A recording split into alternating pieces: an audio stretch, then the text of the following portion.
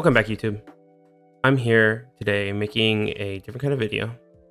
I'm going to be tiering some of the games that I played on and off of this channel since I've begun the channel.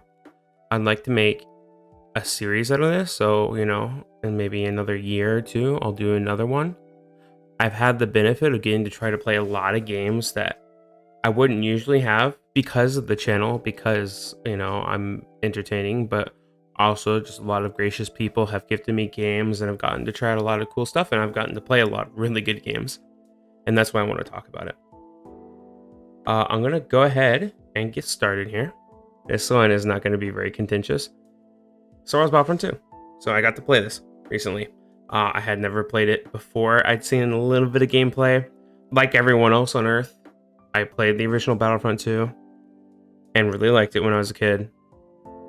This game does not hold up to that at all. So this is not an unpopular opinion. I'm just getting the boring one out of the way first. This game's okay. It's not as bad as it was on release. It's playable. It's like a game that fills in for your Call of Duty clone. I would put it in mid. I think it's all right. It's acceptable at this point in time. If this were an on-release tier list, I'm sure it'd be different. I'm not completely familiar with the problems it had on release. I have an idea. But I know after playing it now, at this point, it's okay. Sons of the Forest.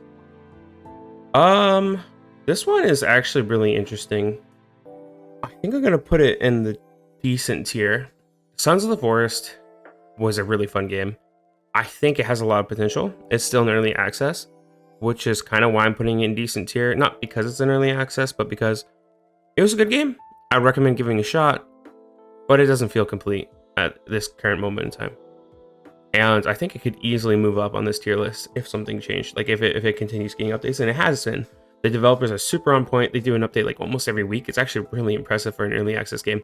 I didn't actually play the original The Forest, but this game is basically like a sandbox game where you're on an island, there's a bunch of cannibals and they attack you. You can build stuff and there's a story. It's really sick. I totally recommend giving it a try, but it is going in the decent tier for now. Let's talk about another game, Cult of the Lamb. So this one's tough too. I want to put it in the decent tier as well. So it could be that this game isn't necessarily for me. It was okay. I don't love it, but I don't dislike it at all. I think it's it plays very well. It seems like fun. But I'm not super about it. I could have my mind changed. I might need to play it more. I think it's a fine game, and it's very possible it's just not my kind of genre. And I will try to give this game another shot in the future. Let's talk about Final Fantasy VI. So we just finished this game. This game, most of its problems are due to how old it is. I actually like this game. I did not play it when I was a kid. I did not. This is one of my first Final Fantasy games I've actually ever played, especially all the way through. This is the second one I've ever played all the way through. I don't think it's incredible. I do like the game quite a bit. I don't know if it belongs higher than the decent tier. I think this game really suffers for its age. And I mean, let's be clear, actually, it's not even the game mechanics or anything. I think it's just like some stuff that they used to do in video games that you probably shouldn't do anymore. I really like this game. I really like the characters. I really hope this gets remade. I talked a lot about this on my last stream of the game, so I'm not going to go too in depth here, but I think I'm going to leave it in decent tier. Let's talk about, I have a few Pokemon games here. So let's just start with Pokemon Infinite Fusions. This one, I'm going to put it also in decent tier. So this game is cool. The gimmick is you can fuse everything together. That's it. It's creative. It's different. I don't dislike it. I think the gimmick is the problem. So both its strength and its weakness, right? The gimmick's really cool. They have tons and tons of art for all these custom fusions. It's really cool. But simply put, there's always going to be a fusion that doesn't have art that's going to look really janky. The game doesn't feel all that fun to play, but the gimmick's fun to mess with. There is a fusion calculator on the internet that you can play with, and that kind of just fulfills the same role I think this game plays. So I'm not super into this game. I would be open to trying again at a later date. So we're leaving a decent tier. I don't dislike it. I don't think it's terrible. It just didn't get me excited really. While we're talking about Pokemon, Pokemon Emerald Rogue. I really like this game. So it's either going in excellent or hype. I think I'm gonna put it in hype though. Everything's a roguelike thing, so like you get different items every time, different Pokemon every time. I think it's really cool. I like Emerald Rogue quite a bit. I really enjoyed playing it while I was playing it on the channel, and I would love to actually play more of it, but I think it might be something better to stream. I haven't quite decided on that. But this game's good. For like a ROM hack, I think it's really, really good. Pokemon Scarlet and Violet. I don't know if this is going to be a contentious opinion, I'll be honest. I think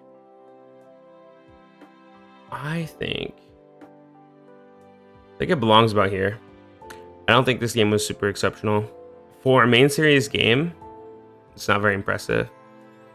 And it's okay. The open world is cool. That's a cool feature. It was fun to play. And don't get me wrong, I probably played it for like 14 hours straight. Like the first day I had it. But it just isn't anything to write home about. And it's not exciting. I wish that weren't the case. I really do. I will say like the designs are on point. Like the new Pokemon are good. The new region, the new characters are fine. But the equation is I think it's getting stale. And they're not making enough changes to fix it. This game's also really buggy, has a lot of problems. I think Legends Arceus was a lot better. And it's kind of a downgrade from there. Since I'm doing Nintendo games, I'm going to go and talk about Fire Emblem. I did actually play 2 Fire Emblem games on the channel. We'll start with Engage. I like Engage. I don't think it belongs anywhere above hype. In fact, honestly, I would even put it behind Emerald Rogue. It's a little less exciting than Emerald Rogue at the moment to me. This game was fun. I like that it has lots of references for longtime fans like me. Like, this game was crafted for me, literally. Which goes to show that it probably isn't that great if it's only in hype tier. It's a very gameplay-centered game. So the story is dog. And if you can get past that, it's a pretty fun game. I think I played through it 3 times. That's not bad. I mean, that's a lot of hours of playtime, right? The story is very not memorable.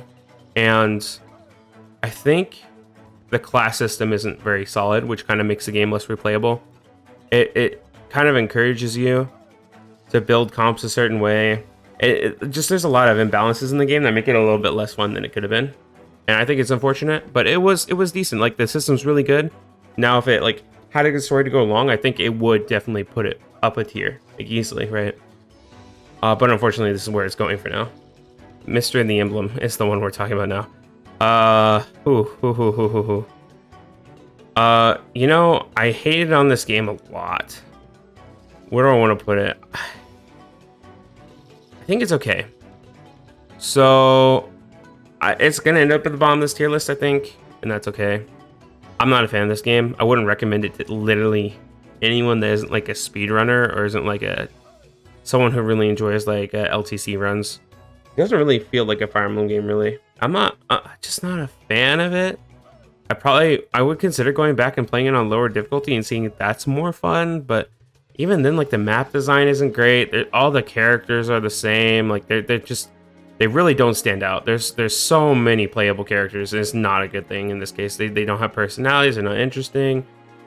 It's a really weak game in that way, and the story isn't fantastic either.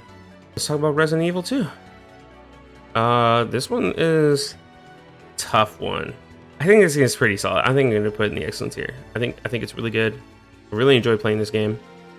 The horror elements are great, right? It's a fun game. If it had any weakness, I'd say there's not that much playtime in this game. It's like a really good experience for a short amount of time. So it kind of depends what kind of person you are, but I still recommend playing it unless you're like absurdly skittish or just hate shooters. I need to play Resident Evil 4. I really want to play it on the channel. I don't know when that's going to happen. Okay, another good one I played off channel was Elden Ring. So I played Elden Ring for the first time this year. I had never played a Souls game before, so I'm not like an enfranchised player. I came in unbiased, and I came to the conclusion this is a really good game. I'm gonna drop it here. This game has a lot of content. a lot of cool bosses, a lot of cool weapons, a lot of cool builds. There's more DLC coming. I'm really excited for. I generally really like this game. I don't know how much negative I had to say about it, which is probably what kind of places it here. I really, really, really like this game. It's really good. It is hard. It will scum you a lot, but it seems like it has a lot more quality of life features than the past games in this franchise. It plays really well. It just feels really good to play. It's really fun. After playing Elden Ring, I wished every game were more like Elden Ring. Like it is pain. Like you notice that other action games are less fun to play because the Elden Ring system just feels so good. And all the frustration that this game causes you when you get stuck at a hard boss, it pays off dividends because once you beat the boss, it feels so rewarding. It feels so earned, right? When you get frustrated in other games, you're like, oh, why am I losing this baby stupid game? When you lose in Elden Ring, like, hey man, what can you do? You know what I mean? So I really like this game. I think it's super solid. This isn't a hot take either. Everyone agrees with me. Let's talk about Yakuza. So I've played 3 of them on the channel so far. I'm not quite done with Kiwami 2. I have preformed opinions. I will say, first and foremost, Kiwami 2 could move. I might change my mind. If the story ends up being like incredible or atrocious, I think it will move a little bit. But let's just start with 0. I think 0's really, really, really, really good. I think Yakuza 0's story is like incredible. First of all, like if you just play the game for the story, perfectly good. The bosses in the game though are like really, really, really fun to fight.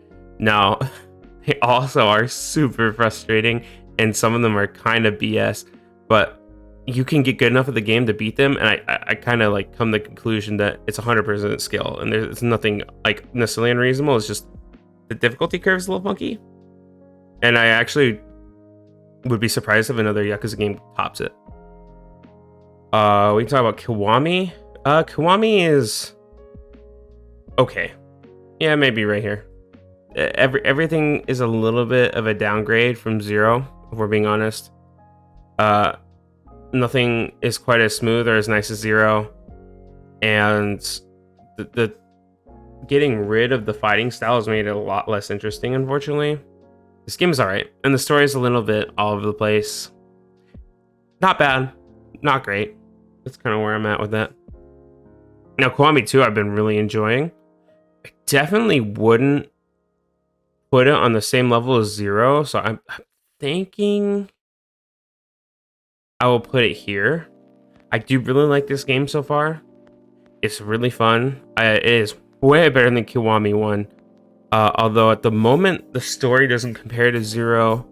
I think the fights have gotten a lot better. The system feels a lot better. A lot more janky fun stuff happens. And to be clear, all 3 of these games have like an incredible amount of content, so they're great games to play. If you're gonna play 0, I would play Kiwami as well. I just wouldn't. You're not playing the franchise to play Kiwami, you're playing the franchise to play 0. You're playing the franchise to play Kiwami 2. Kiwami, you just have to know the story. And moving on, Persona 5. I know, there's a lot of games in here that a lot of like gamers would be like, how have you never played these games before? It has one major flaw. I think I would still put it here. I love the characters. I love like the sim, like it's just like a, you know, basically like doing like a life sim, you know what I mean? You like raise your bonds with everyone. It also has like an RPG element where you fight things or whatever. The story is really good. I will say this, I think the battle system is decent, like good actually. I would say it's good. Problem is, fights are kind of bad sometimes. This game doesn't really push you to like learn its system very well, and it doesn't have a lot of interesting fights in it. And I think it's a real bummer because the system's really good. Like it shouldn't be as lame as it is. The final boss, not very exciting, I'm gonna be honest. And I was a little disappointed. There is one palace in the middle of the game, Okuma's Palace, that I think is really well designed. I think they actually play to like the system's limits, and I really like that. And I think it's a bummer they didn't do it more in this game. I would love to play Persona 3 Reloaded. At least I think I plan on playing it. I don't know if I'll play it on the channel or if I'll be off, because Persona is a lot of gameplay time. Like these rounds are not short, and so streaming a game like that would take forever.